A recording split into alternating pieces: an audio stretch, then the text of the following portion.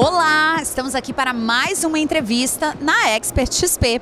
Agora ao meu lado tenho aqui Felipe Tâmega, que é economista-chefe da Absolute Investimentos. Bom, primeiro, muito obrigada, Felipe, pela presença pelo convite aqui, imagina.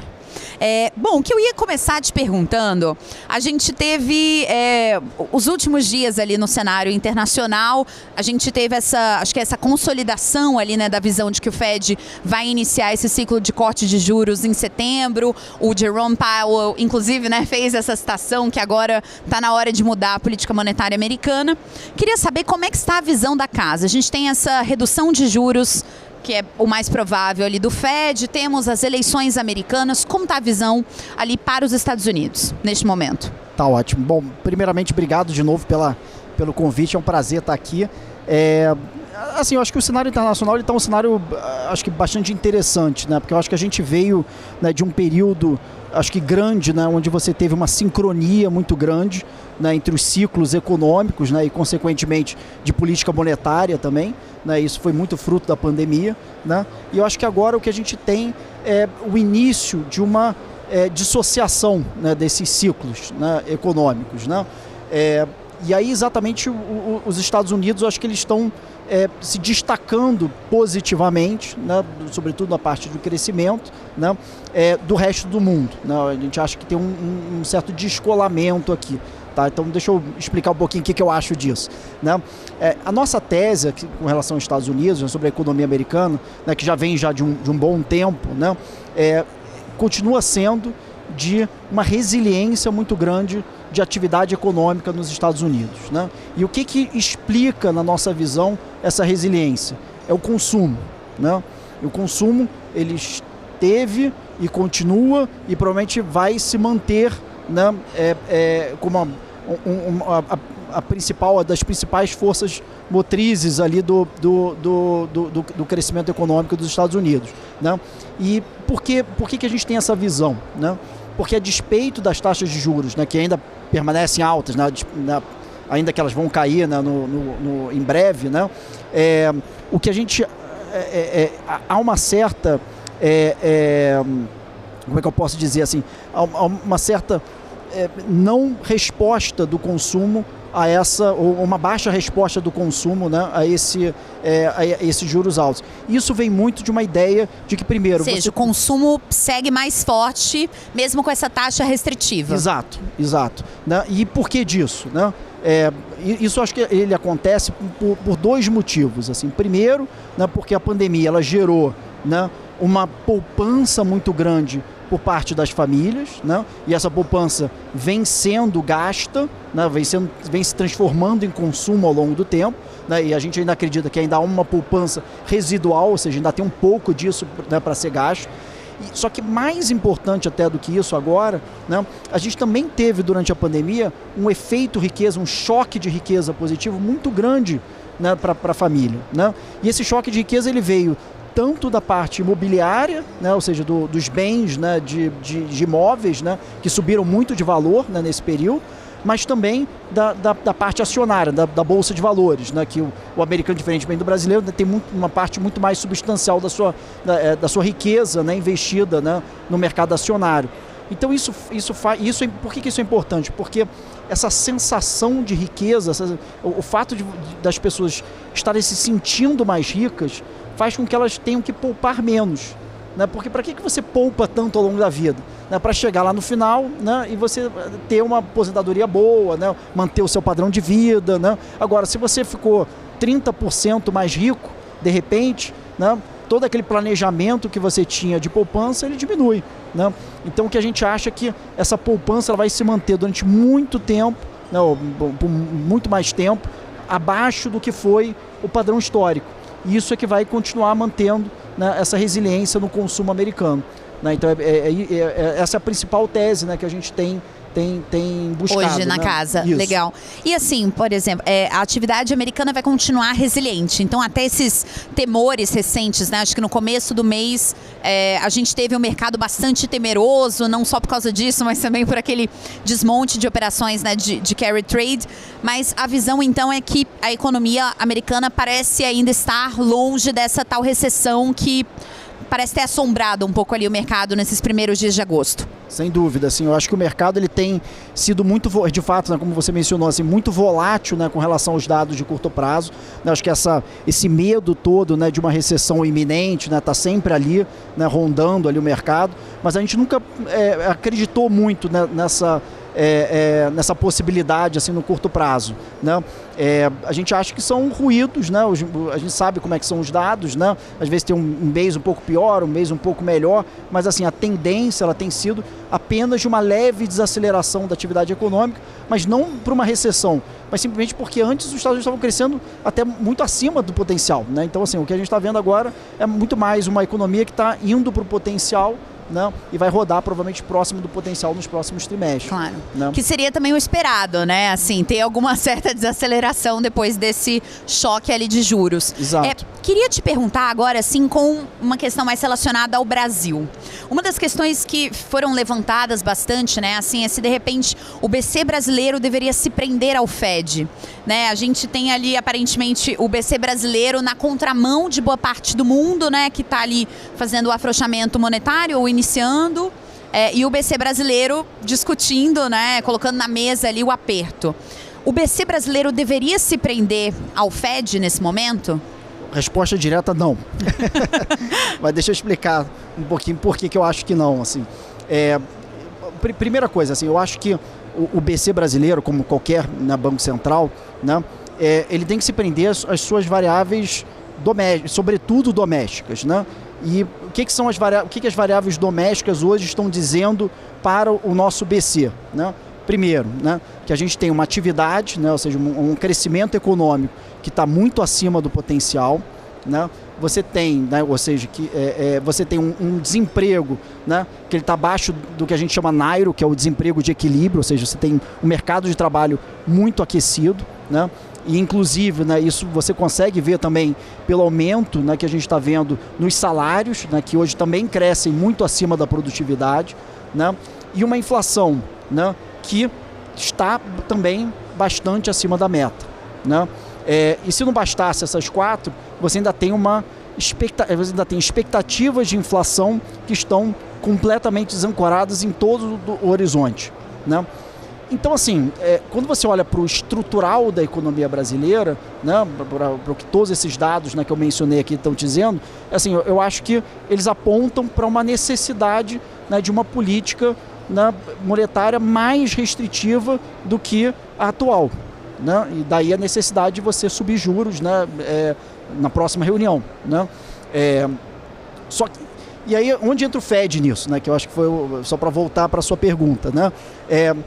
Eu acho, e aí a gente tem escutado muito, né, essa ideia, né, de que, mas e se o Fed cortar mais, né, e o câmbio ajudar, né, talvez você não precise subir. Eu acho, talvez assim, a gente não deveria se pautar, e o Banco Central brasileiro em especial, não deveria se pautar por variáveis exógenas, variáveis que a gente não controla, né, para tomar a sua decisão. Se por um acaso, né, o Fed de fato vir a cortar mais, né, e isso tiver um efeito positivo no câmbio brasileiro, né, a ponto de você precisar subir menos os juros, poxa, ótimo, né? Tomara, né? Vamos torcer por isso. Mas né? a gente saberia mais na hora, é meio... Não, é um pouco... Talvez não dê para prever com tanta antecedência isso. Não, é um pouco assim, você não pode esperar que os outros façam o trabalho por você, né? Você tem que fazer o seu trabalho. E aí, se o trabalho dos outros te ajudar no seu trabalho, ótimo. Né? Mas agora o que a gente não pode é ficar sentado esperando, né, que o mundo resolva os nossos desequilíbrios. Né? Isso não vai acontecer, os nossos desequilíbrios são internos, é um crescimento. O Fed não vai desacelerar a economia brasileira, o Fed não vai fazer o desemprego brasileiro aumentar no nível que ele precisa para atingir o seu equilíbrio. O Fed não vai desacelerar a inflação brasileira. Né? Então, assim, eu acho que é um pouco... acho otimista demais a gente esperar que os outros façam o trabalho por nós. Né? E eu acho até que o fato de nós fazermos o trabalho, ou seja, de nós subirmos os juros, tudo que nós estaremos fazendo é apenas ampliar e fortalecer o próprio canal, né, do Fed, né, o próprio canal da moeda, né, via moeda. Né? Então, assim, se a gente estiver subindo os juros e o Fed cortar mais, a moeda provavelmente, se ela tiver que apreciar, ela vai apreciar mais ainda do que se a gente não tivesse subido. né? Isso vai só ajudar, né, o efeito de reancoragem das expectativas, convergência da inflação, que é o que a gente precisa fazer agora, né? Perfeito. E, bom, Tâmega, queria te perguntar agora sobre projeção de Selic. Como é que vocês estão vendo, né? Você acabou de mencionar que o BC tem essa necessidade, né? Se a gente olhar ali as nossas variáveis domésticas, elas pesam bem mais do que esse eventual ciclo de afrouxamento monetário do Fed. Como que está a projeção hoje da casa, né, em termos de Selic? Como é que esse BC talvez deva atuar? A gente estava aqui, né, na Expert, o Campos Neto até falou que vê um ciclo gradual, depois eu vou até voltar nesse tema contigo, mas queria saber como é que deve ser esse ajuste? Deve ser realmente mais gradual? Como que vocês estão projetando? Tá. Assim, oficialmente, tá? É porque assim, as coisas estão mudando muito, né? Assim, a comunicação do Banco Central, né, também assim, tem sido muito presente, né, vamos dizer assim, né, vários diretores, né, falando, né, desde o último Copom, né, a gente teve um certo ruído de comunicação entre o comunicado, né, pós-reunião e a ata, né, então assim, tem tido muitas mudanças, que eu diria assim, muitas mudanças de comunicação, né, recentemente. Então assim, hoje, tá, oficialmente nós temos 2 altas de 50, tá? Só que a verdade é que, assim, olhando de hoje, né, olhando tudo que está acontecendo, os dados que têm saído, né, desde então, né, o ciclo ele parece que vai ser maior do que 100 bases, né, e provavelmente mais devagar do que o que a gente tem. Ou seja, ele vai começar de 25, muito provavelmente, porque esse parece estar sendo o consenso dentro, né, do comitê, né? Então acho que hoje não tem ainda o consenso para começar de 50 como a gente tem no cenário. Então muito provavelmente em setembro a gente vai ter 25, né? E o próprio fato de você começar mais devagar, provavelmente vai exigir que você faça mais, né? Então a gente acha que, eu acho que o ciclo está com uma cara mais de 150 bases do que de 100 bases, como a gente tem oficialmente hoje. Tá? Então assim, se me dissesse hoje, né, vamos dizer assim, o mark to market, né, assim, né, como a gente fala ali no mercado, né, acho que é mais um ciclo de 25, 50, 50, 25, né, do que um ciclo de 50, 50 que nem a gente tem. Tá, eu acho que está muito mais para esse lado. Tá. O BC iria, então, com mais cautela, né? Bom, outra coisa que você já deu aí a deixa sobre essa questão dos discursos. Hoje a gente teve o Campos Neto aqui falando, acho que na terça-feira a gente teve a indicação ali do nome do Gabriel Galípolo como indicado ali para suceder, né, o Roberto Campos Neto na presidência do Banco Central.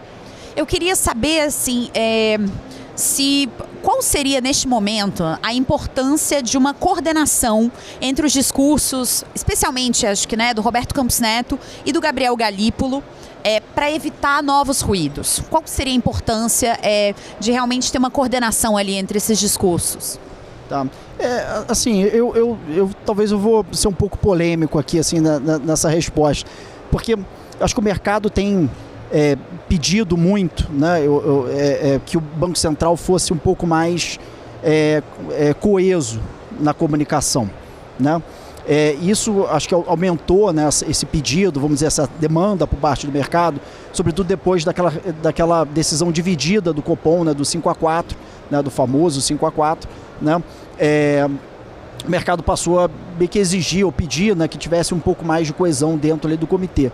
Eu acho que, eu discordo um pouco dessa visão, assim, eu acho que se tiver uma coesão, ótimo, né, eu acho que é benéfico, né, eu vejo, né, obviamente, acho que a tentativa, né, por parte de todos os membros ali de tentar obter essa coesão, né, essa unanimidade dentro do comitê, né, eu acho que é super saudável, né, eu acho que eles têm mais é que tentar mesmo, né, eu acho que isso ajuda a guiar melhor o mercado.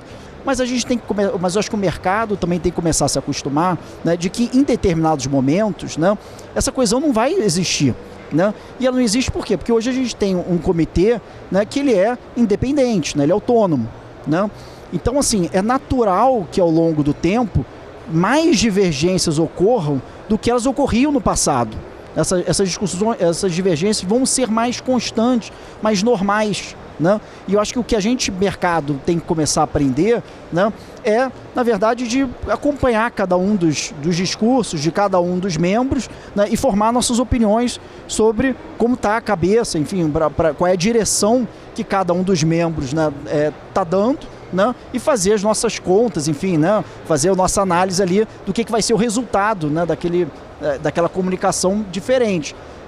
E só como exemplo disso, assim, isso não é muito diferente do que a gente tem em vários outros bancos centrais importantes, né? O Fed é assim, né? O ECB é assim, né? O Banco Central Europeu, né? Assim, as pessoas vão lá e falam às vezes coisas muito diferentes do que estão na comunicação oficial. E aí o mercado vai reagindo ali ao sabor das falas também, né? Assim, você aprende que um determinado diretor, ele está numa posição, né, que a gente chama um pouco mais dove, né, um pouco mais tranquila, né? Outro é mais duro, né? E às vezes você aprende que alguns diretores eles mudam mais, né, de opinião ao sabor dos dados, outros olham para variáveis mais estruturais, outros olham para variáveis mais cíclicas, e a gente tem que estar ok com isso. Eu acho que faz parte do processo, eu acho que talvez de aprendizado do mercado, né, em relação à autonomia, né? Eu acho que a gente tem que aprender a conviver com essa autonomia do Banco Central. Interessante esse ponto, né? Eu acho que exatamente isso que você comentou, né? O mercado vem pedindo por uma maior coesão e na sua avaliação é isso, né? A gente vai ter talvez cada vez um pouco menos coesão. Por que a gente teria menos coesão, assim? Porque vão também entrar novos membros, talvez membros que a gente ainda nem sabe, né? Quem vão ser ali. Por que seria menos coesão? O cenário parece mais incerto? Qual seria a justificativa? Eu acho assim, não é que... acho que não é por uma questão dos membros específicos, assim. Acho que é uma questão institucional mesmo, né? Antes, né, o que você tinha era um comitê, né, que ele era todo nomeado pelo presidente, né? Então, naturalmente, você tinha uma relação, né, vamos dizer assim, de autoridade, né, por parte do presidente do Banco Central. Isso sempre ocorreu, né? Então era muito difícil você imaginar, né, só para dar um exemplo, imaginar um presidente do Banco Central perdendo no voto no Copom, né? Só que, por exemplo, você pega bancos centrais independentes, por exemplo, Banco da Inglaterra, né? Você tem diversos episódios no passado em que o presidente do Banco Central foi voto vencido, ele ficou na minoria. Só para dar um exemplo assim, extremo, né? Então, assim, isso vai acontecer, e vai acontecer aqui no Brasil também. E, de novo, a gente tem que estar ok com isso, né? Assim, as visões, quando você traz pessoas para o comitê, né, você vai ter visões diferentes, muitas vezes, né, pela formação de cada um, né, natural, né? Muitas vezes pela área em que elas atuam, né? Então, sei lá, por exemplo, agora, né, o Gabriel, né, o diretor Gabriel, futuro presidente Gabriel Galego, ele está olhando, né, várias coisas, mas em especial ele tem um foco ali no mercado, né, porque é o que a diretoria dele olha, né? O diretor Diogo vai olhar mais a parte macroeconômica, né? O Paulo, né, vai olhar um pouco mais a parte internacional, né? Obviamente todo mundo vai olhar tudo, mas às vezes eles trazem determinadas visões, né, para o comitê que são específicas das suas áreas de atuação, né? E isso pode gerar divergências, né, com o tempo. E a gente tem que estar ok com isso, né? Eu não vejo problema nisso, desde que isso seja bem comunicado, né? Acho que tem todo um trabalho de comunicação, mas não necessariamente de gerar coesão, né? Se tiver coesão, ótimo, né? Mas não necessariamente isso vai ser o melhor, sempre. Perfeito. Não, achei bem interessante, né, a sua observação sobre essa questão da coesão, né? Bom, queria também te perguntar, Tâmega, justamente sobre esses discursos, né? Esses discursos, acho que os diretores, né? O Galípolo falou bastante nessas últimas semanas, o Campos Neto também acabou falando bastante. Qual deve ser, e essa, né, assim, na leitura do mercado houve ali talvez opiniões um pouco opostas, né? Foi essa visão, a leitura ali dos agentes financeiros. Mas qual deve ser, então, assim, a partir de agora, qual deve ser a postura a ser adotada ali pelo BC para talvez evitar novos ruídos? Já que você falou que uma coesão nem sempre ela deve ser vista como algo positivo. Às vezes não ter coesão também pode ser positivo. Eu acho que, assim, é continuar fazendo o que eles estão fazendo, assim, eu acho, assim. É claro que, vamos lá, assim, os diretores, de novo, né, tem independência, tem autonomia, né, e tem visões diferentes de como comunicar, né, e como, né, se expressar, né. Tem diretores que gostam mais de falar, tem diretores que preferem falar menos, né, com menos assiduidade.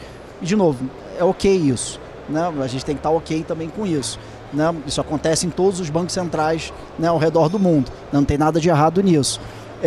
Agora, eu acho que o que a gente tem que começar a entender, né, é um pouco, e eu acho que é um pouco o mercado, né, vai ter que aprender aqui, é um pouco separar o que é a opinião pessoal, né, quando cada um deles está falando por si, né, e quando eles estão falando pelo comitê. Né? Então, em determinados momentos, né, que vão ser institucionalmente importantes, por exemplo, né, eles chegam num consenso, né, vamos dizer agora, né, vamos imaginar que eles chegaram no consenso, né, que tem que subir juros na próxima reunião e querem avisar isso para o mercado. Né? Então, eles vão fazer vão organizar, né, acho que eles deveriam organizar uma comunicação nesse momento, né, para passar a mesma mensagem, né, se todo mundo está de acordo, a mesma mensagem, né, para os agentes econômicos. Agora, se em um determinado momento, né, eles estão divergindo, né, eles têm que dizer, essa minha opinião é essa. Né? Quando teve essa discussão dentro do comitê, eu falei isso. Né? Por exemplo, isso aconteceu agora. Né? Por exemplo, nessa discussão do balanço de riscos. Para ser bem específico aqui, né? Houve uma discussão dentro do comitê, né, sobre assimetria, né, se havia ou não assimetria dentro do balanço de riscos, né, do Banco Central, e alguns membros, né, acharam que tinha e outros que não. Né? E na comunicação posterior à reunião, né, o que a gente viu foi exatamente ele se explicando. Eu achei que tinha. Né? E por isso e aquele outro motivo. O outro achou, não acho que eu estava no outro campo, né? Porque eu achava que a comunicação ali daria a ideia de que a gente necessariamente ia subindo juros, que era um forward guidance. E eu acho que isso foi bem explicado, assim, mas de novo, né, eu volto ao ponto. Né? Eu acho que a gente está num momento, né, que além de ser uma transição, a primeira transição que a gente vai fazer, né, de um banco central independente, autônomo, né, é também um momento que a gente está aprendendo, né, essa comunicação, né, a entender a comunicação de pessoas que têm autonomia. Né? E, de novo, a gente tem que estar ok com isso. Não, legal. Mas assim, você acha que o BC deveria dar um forward guidance? Porque tem toda aquela questão, né? Mesmo quando ele não quer dar um forward guidance, isso é um forward guidance, né, de certa forma. Então até foi uma coisa que o Campos Neto falou, né, não dar um guidance é também você dar um guidance. Então, aí aqui eu vou usar talvez as palavras do diretor Diogo, assim, que ele tem, quando ele fala sobre isso, acho que ele fala de uma maneira bem apropriada, assim, é que forward guidance, assim, né, esse termo, né, de você tentar avisar para o mercado antes, né, o que você acha que é o mais provável, o que você vai fazer no futuro, né, e muitas vezes até chega a ser quase uma promessa, né, às vezes um forward guidance muito duro, né, que é quase uma promessa, amarra muitas mãos ali naquilo que você está falando. Ele tem valia, né, quando você tem uma certeza muito grande, né, sobre o cenário prospectivo. Né. Em momentos de grande incerteza, né, o forward guidance ele pode ser muito contraproducente, né? Porque eu digo que eu vou, sei lá, subir juros, né? E aí de repente muda tudo no cenário e aí de repente eu deveria, sei lá, cair juros, não vou exagerar aqui, né, claro, mas de repente eu tenho que cortar juros aqui e eu estou amarrado numa promessa que eu fiz que eu ia fazer o contrário, ou de que eu ia manter os juros, sei lá, né? Então assim, em momentos de muita incerteza é muito complicado você querer, né, dar esse guia todo para o mercado. Aí eu acho que o mais condizente, que é o que o Banco Central tem feito, né, é um pouco tentar, não dar um forward guidance, mas assim, mostrar um pouco a função de reação. Né? É um pouco dizer para o mercado, olha só, se as coisas, que foi o que ele fez na ata, né? Assim, se as coisas não melhorarem, se os dados não melhorarem, se o cenário não melhorar até a próxima reunião, né, eu vou analisar uma possível subida de juros. Então ele tá dando ele não é um guidance, mas ele está dizendo uma função de razão. Se isso acontecer, eu faço isso. Né? E aí a gente vai analisar os dados que estão saindo e vamos tentar inferir qual vai ser a reação dele a partir dessa função de reação. Né? Se ele vai mesmo subir os juros ou não. Né? Legal, não entendi agora o que você quis dizer. E assim, outro tema que vem sendo bastante colocado, a gente teve todo esse embate ali, né, entre o governo, o Campos Neto pedindo para baixar juros, agora ali com o Galípolo. Como é que você acha que pode se dar essa relação, né? Porque o Galípolo se aproximou bastante ali do governo, foi uma indicação do governo, agora, né, ali também de novo pelo ministro Haddad para se tornar presidente. Como acredita que ele, por ter vindo do governo, pode ter uma relação um pouco melhor do que a relação que, por exemplo, tinha o Campos Neto com o governo? Assim, o que eu acho assim, é que o cargo de presidente do Banco Central é um cargo muito ingrato, né? Porque assim, no final você é o chato, né? Eu acho que até o Roberto fala muito, é o chato da festa, né? Tá todo mundo dançando, você já está querendo desligar a música, né? E tirar a bebida de todo mundo. Que é um pouco isso, assim, assim, em determinados momentos, né? O Banco Central ele vai ter que agir de uma maneira que politicamente vai ser impopular, né? E isso vai gerar críticas dentro de qualquer governo, esteja alinhado ou não, né? Eu acho que o que vale aqui, né, acho que o que é importante, né, mais do que um alinhamento, porque eu não acho que seja um alinhamento aqui, tá, do diretor, né, Galípolo, né, o futuro presidente, eu acho que é uma história assim, de comunicação, de canais de comunicação, né? Eu acho que o fato de, quando você precisar mudar, fazer esses movimentos na política monetária no futuro, né, que serão claramente impopulares do ponto de vista político, né, ele vai precisar, né, e eu acho que ele tem muita habilidade nisso, né, ele vai precisar exatamente comunicar isso para dentro do governo, né? Mesmo assim vai ter ruído, tá? Não, assim, não tem jeito, né? Mas eu acho que isso diminui um pouco, né, as chances de ruídos ainda maiores. Eu acho que esse vai ser um dos muitos trabalhos que ele vai ter ali pela frente, né? Mas, na sua avaliação, ele teria talvez um jogo de cintura um pouco melhor para lidar com o tema? Não é melhor, assim, o Roberto, assim, ele é uma pessoa bastante como é que chama? Hábil, né? Vide, acho que como, assim, inclusive assim, pelo próprio cargo, só ver o tempo que ele ficou lá, né, e como exitosa foi, né, o período todo dele no Banco Central. Eu acho que ele manejou bem, né, acho que o Banco Central, acho que mesmo as críticas que aconteceram, sabe, ele lidou isso de uma maneira muito boa, né, e institucional, né?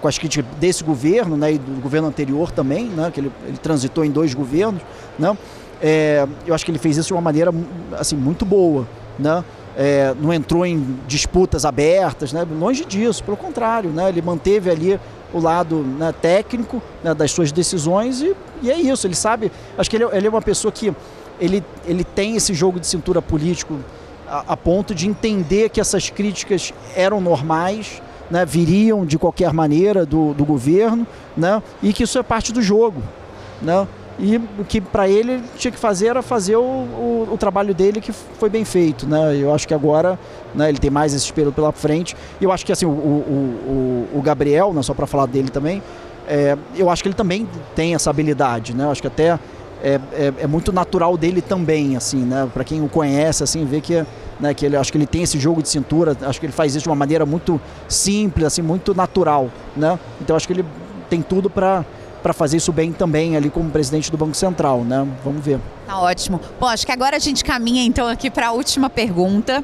A última pergunta é sobre câmbio. Eu sei que todo economista adora falar sobre esse tema, mas olha, não é projeção. Na verdade, o que eu queria falar, porque um dos temas que chamaram a atenção agora no painel de hoje, que o Roberto Campos Neto participou, é que ele falou sobre a intervenção recente, né, que o Banco Central anunciou ali, e falou que o BC pode voltar a atuar se for preciso. Segundo ele, né, até estava pegando aqui, a intervenção ela foi justificada por causa de um fluxo atípico. Essa foi a expressão utilizada pelo Campos Neto. Essa intervenção era necessária no câmbio? Qual que é a sua avaliação também? Então, vamos lá, essa intervenção ela aconteceu porque de fato existia um fluxo, né, que era de saída pelo rebalanceamento de um índice, né, de equity de MSCI, né? Então, assim, como algumas empresas que estavam entrando no índice eram empresas, né, que têm ações lá fora, né? Então você tinha esse fluxo de rebalanceamento, né, vendendo ações aqui dentro, né, e comprando ações lá fora, né, e esse fluxo estimado era mais ou menos de 1,5 bi, né, que foi exatamente o montante, né, que era até um pouco mais, se não me engano era 1,6 as contas que eu tinha visto, né?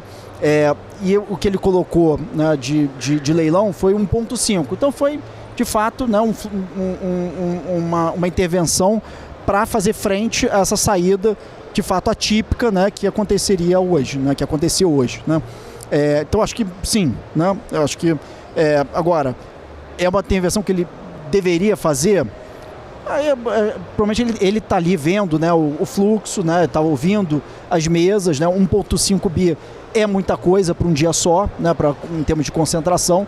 Então, assim, eu acho que do ponto de vista técnico me parece fazer sentido, mas, de novo, eu não sou o operador de câmbio, né, mas me parece, né, tá alinhado, né, com a política de câmbio usual, vamos dizer assim, né, que o Banco Central faz, né.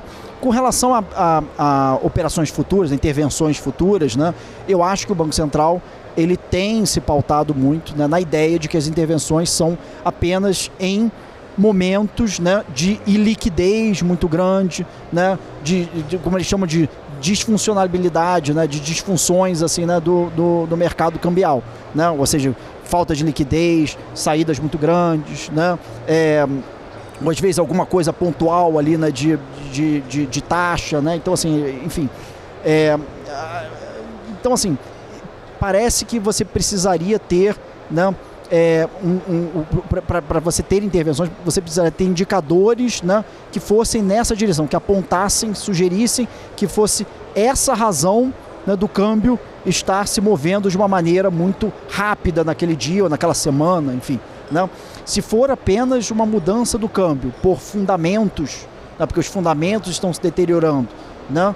Igual quando a gente teve o câmbio ali chegando a 5,80, por exemplo. Isso, ele não houve intervenção naqueles momentos. E eu acho que foi muito acertado. Eles até disseram depois que discutiram, né, chegaram próximos, né?